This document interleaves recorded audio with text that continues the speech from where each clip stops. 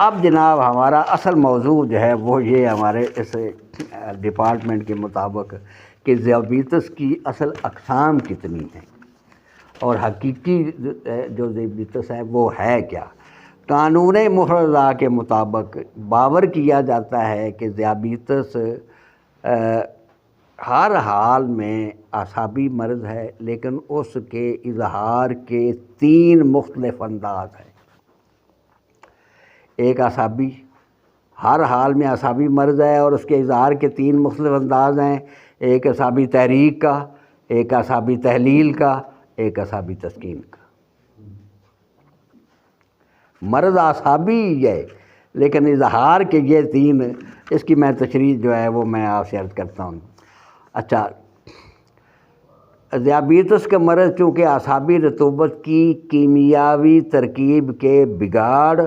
اور اعصابی اعضاء کی فعلی بے اعتدالی کا نتیجہ ہے، اس لیے یہ ہر لحاظ سے اعصابی مرض ہی ہے اور یہی حقیقی ذیابیطس ہے۔ صابر صاحب نے تو ذکر ہی ایک کا کیا ہے، باقی انہوں نے اچھا، بدن کو ہارمونز دینے والے تمام غدد نخامیہ یعنی پیچیٹری گلینڈ کے زیر اثر ہے اور مرکز اعصاب سے لے کر کے زیر کنٹرول ہیں،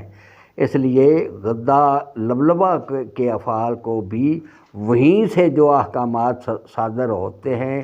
اور فعلیاتی انگیخت ملتی ہے اور تمام دماغی اور اعصابی افعال متاثر ہوتے ہیں، اس لیے لبلبے سے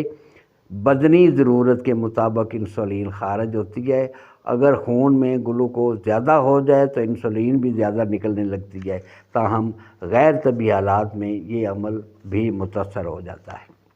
جب بھی جسم میں مادی، نفسیاتی، کیفیاتی اور خلطی اسباب، یہ 5 اسباب ہی ہیں جو انسانی ہیں، یہ خلطی اسباب کی وجہ سے اعصابی تحریکات غلبہ پا لیتی ہیں تو پورے بدن میں اعصابی علامات کا ظہور ہونا شروع ہو جاتا ہے۔ اعصابی تحریک ہو تو دیگر اعضاء کے لازمی تعلق کی وجہ سے قلب و عضلات میں تسکین، غدد و جگر میں تحلیل واقع ہو جاتی ہے۔ تسکین کی وجہ سے عضلات کا فعل سست ہو جاتا ہے اور وہ اپنے مفروضہ افعال کما حق و سر انجام نہیں دے پاتے، اور وہ اعصابی مادے جنہوں نے کیمیاوی طور پر متغیر ہو کر عضلات کے کام آنا، یہ بات جو ہے اصل میں ہمیں یہ سمجھنی چاہیے کہ ایک رطوبت دوسری عضو کے کام کس طرح آتی ہے، وہ متغیر ہوتی ہے۔ یقیناً اعصابی رطوبت جو ہے وہ عضلات کے کام آتی ہے، عضلاتی رطوبت جو ہے وہ غدد کے کام آتی ہے، غدد جو ہے وہ اعصاب کے کام آتی ہے۔ یہ تغیر جو ہے یہ ہے اصل میں انسانی باڈی کا میکانزم جو ہے وہ یہ، اور اسی سے وہ اس کو صحیح ہونا صحت ہے اور اس کا غیر طبی ہونا جو ہے یہ مرض ہے۔ اچھا، اعصابی مادوں نے کیمیاوی طور پر متغیر ہو کر عضلات کے کام آنا تھا، وہ ایک غیر ضروری بوجھ کی صورت میں ساختوں پر جمع ہونا شروع ہو جاتے ہیں، تو جس سے اعضاء کی فعلی کارکردگی متاثر ہوتی ہے، جو بالآخر مرضیاتی حالت پر منتج ہوتی ہے۔ آپ کو معلوم ہے کہ گلوکوز عضلات میں برن ہوتی ہے اور قوت بنتی ہے۔ عضلات میں اگر گلوکوز یہ کیمیائی تغیر پیدا نہ کرے تو دیگر غذائی مادے بھی از قسم لاحمیات، پروٹین، فیٹس وغیرہ بھی مستحیل نہیں ہو پاتے۔ یعنی اگر گلوکوز کا یہ انسولین کا یہ عمل اگر نہ ہو تو اور دوسرے کوئی چیز بھی ہضم نہیں ہوتی ہے۔ یہ ضروری نہیں ہے کہ نشاستہ ہی صرف اس کو ہضم نہیں، باقی چیزیں بھی جو ہیں وہ بھی ہضم نہیں ہوں۔ اللہ پاک خالق ہے، اس نے سارے انتظام کر کے انسانی باڈی کے اندر 5 چیزیں ہیں جن کا غذائی عمل دخل ہے۔ ایک لحمیات، ایک فیٹس، ایک پروٹین، ایک نمکیات،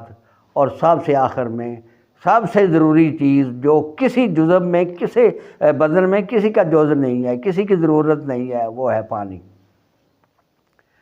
کسی آپ کے دل دماغ جگر کو بالکل کوئی آپ کو پانی کی ضرورت نہیں ہے، نہ اس کی اصلاً ضرورت ہے، لیکن اس کے ایک لمحہ بھی اس کے بغیر انسانی زندگی جو ہے وہ نہیں رہ سکتی۔ اچھا، تو اللہ پاک نے ان کو ہضم کرنے کے لیے بھی پہلے ہی انتظام جو ہے وہ کر رکھا ہے، اور کہ جی یہ عضلاتی یعنی مادے جو ہیں جب وہ HCl وغیرہ تیزابی مادے جب معدے میں آتے ہیں تو ہڈیاں تک گلا کے وہ ہضم کر دیتے ہیں، اور جب چکنائی وغیرہ جو ہے وہ لیور سے آنے والی جو صفراوی مادے ہیں انہیں پناہ کر دیتے ہیں۔ تو اسی طرح یہ جو ہے نشاستہ دار وہ لبلبا جو ہے وہ اس کو ہضم کر دیتا ہے۔ ہاں جی، بدن میں سارے نمکیات ایک دوسرے کے ساتھ انٹریکشن اتنا زیادہ ہے کہ ادھر پوٹاشیم بڑا سوڈیم ختم، سوڈیم بڑا پوٹاشیم ختم، ایک دوسرے کے ساتھ اتنا زیادہ ان کا وہ ہے وہ لگاؤ کہ بس ایک کے ساتھ دوسرا اگر ملا تو وہ اچھا ان ساروں کو اپنی منزل تک پہنچانے والا پانی ہے۔ وَجَعَلْنَا مِنَ الْمَاءِ كُلَّ شَيْءٍ حَيٍّ، یہ قرآن نے بار بار کہا ہے کہ ہم نے پانی سے ہر چیز کو زندگی، یعنی کوئی اس کے بغیر مستحیل نہیں ہوتے، اور بدن کو مطلوبہ قوت بھی ہے پیدا نہیں کر پاتے، جس سے جسم کے جملہ نظام حیات متاثر ہوتے ہیں۔ دوسری طرف دوسری صورت یہ ہے کہ اچھا یہ تو ہوگی نا ادھر، دوسری صورت وہیں یہ بنتی ہے کہ جگر و غدد میں تحلیل واقع ہونی شروع ہوگی،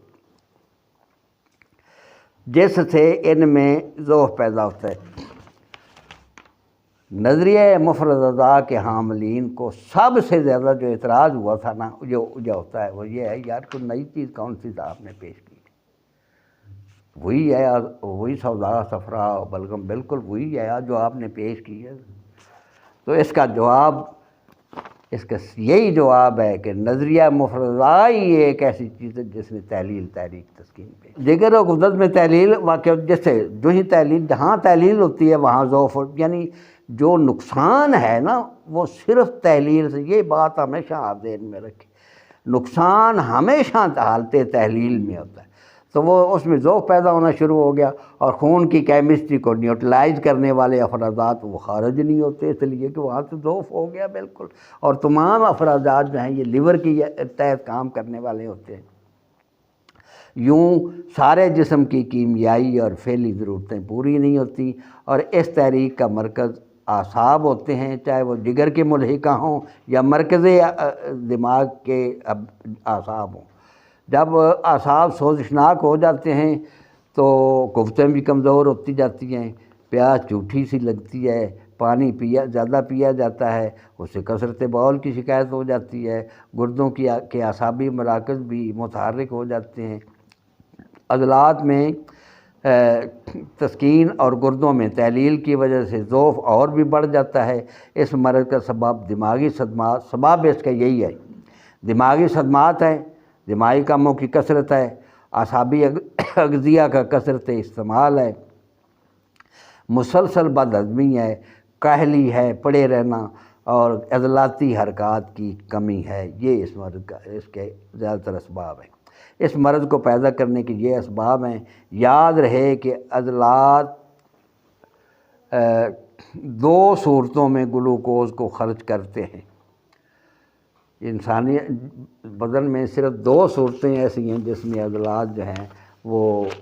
گلوکوز ختم کرتے ہیں، ایک تو انتہائی قسم کی ورزش، تیز قسم کی مشقت، جس سے بالکل بندہ جو ہے نا اس کے عضلات کے درمیان رکے ہوئے ایڈیپوزس مسل کے درمیان رکے ہوئے مادے برن ہو کے بالکل پسینے کی راہ بہ جائیں، یہ ختم ہو جائے۔ اور دوسری، جب چربی تحلیل ہو کر انسولین سے مل کر انرجی پیدا کرتی ہے، اس وقت دوسری چیز یہ ہے کہ انسان کو شدید قسم کی بھوک ہو، کھانے کو کچھ نہ دیا جائے، فاقے کی حالت میں بھی یہ بالکل یہی کام کرتی ہے۔